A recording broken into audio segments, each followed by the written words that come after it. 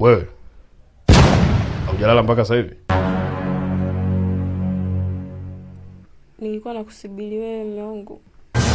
Mpaka sasa hivi ni saa 10 na sio kawaida yako kuchelewa.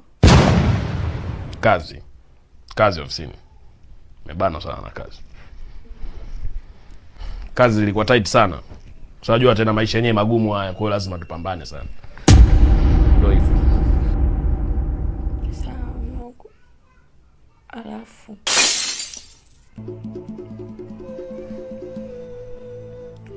kipindi uondoka kazini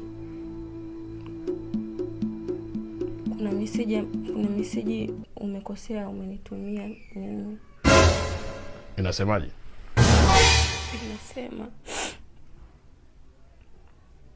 nakuja Halima wangu. Nimemisi utamu wako. Basi nakupigia nakuja. Kwa hiyo naona umechelewa kurudi kwa sababu ya Halima wangu. Kwa hiyo hivyo unanichukuliaje? Unasoma kabisa ni kwa uwepesi kabisa, na uniheshimu mimi mume wako, si ndio?